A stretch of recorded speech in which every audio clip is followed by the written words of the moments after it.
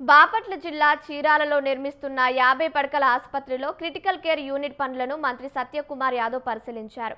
పనుల పురోగతిపై అధికారుల నుంచి వివరాలు సేకరించారు. అనంతరం రోగులతో నేరుగా మాట్లాడి సమస్యలు తెలుసుకున్నారు. రాష్ట్రంలో ప్రభుత్వ వైద్యశాలల పట్ల ప్రజల్లో విశ్వాసం పెరిగిందని, గతంతో పోల్చితే ప్రస్తుతం ఓపీ సంఖ్య గణనీయంగా పెరిగిందని అన్నారు.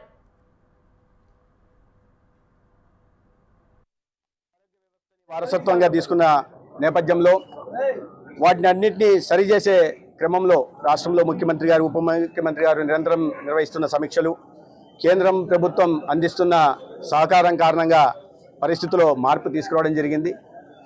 దీంట్లో భాగంగానే ఇవాళ గ్రామీణ ప్రాంతాల్లో గతంలో ప్రభుత్వం నేషనల్ హెల్త్ మిషన్ కింద మంజూరు చేసిన ఆయుష్మాన్ ఆరోగ్య మందిర్లకి విలేజ్ హెల్త్ క్లినిక్గా పేరు పెట్టుకున్నారు, కానీ వాటి నిర్మాణం మీద మాత్రం దృష్టి పెట్టలేదు.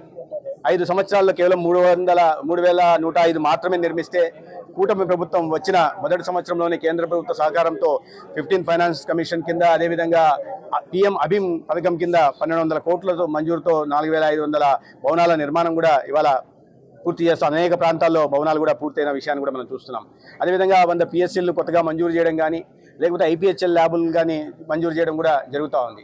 ఇది ప్రధానంగా బాపట్ల జిల్లా, దాంట్లో భాగంగా బాపట్ల జిల్లాకి 234 ఆయుష్మాన్ ఆరోగ్య మందిర్లు గ్రామీణ ప్రాంతాల్లో నిర్మాణం జరిగింది. చాలా ప్రాంతాల్లో పూర్తి కూడా అయింది. అదేవిధంగా చీరాల నియోజకవర్గం మీద ప్రత్యేకంగా దృష్టి పెడుతూ కేంద్ర ప్రభుత్వ సహకారంతో PM అభిమ్ పథకం కింద ఈ ప్రాంతంలో హైవే, తర్వాత ఈ సముద్రం కూడా దగ్గరలో ఉన్నప్పుడు ట్రామా కేసులు ఎక్కువ వస్తున్న నేపథ్యంలో ఇక్కడ గౌరవ శాసనసభ్యులు మాలకొండయ్య గారి కృషి మేరకు, వారి విజ్ఞప్తి మేరకు ఒక క్రిటికల్ కేర్ బ్లాక్ను కూడా 23 కోట్లతో మంజూరు చేయడం జరిగింది. మొత్తంగా ఈ గ్రామీణ ప్రాంతాల్లో కానీ క్రిటికల్ కేర్ బ్లాక్ కానీ 37 కోట్లు చిలకలూరిపేట నియోజకవర్గానికి, చీరాల నియోజకవర్గానికి మంజూరు చేయడం జరిగింది. ఇది కాకుండా ఆసుపత్రులు కూడా సేవలు పెరిగాయనడానికి ప్రభుత్వ ఆసుపత్రుల పట్ల విశ్వాసం పెరిగిందని చెప్పడానికి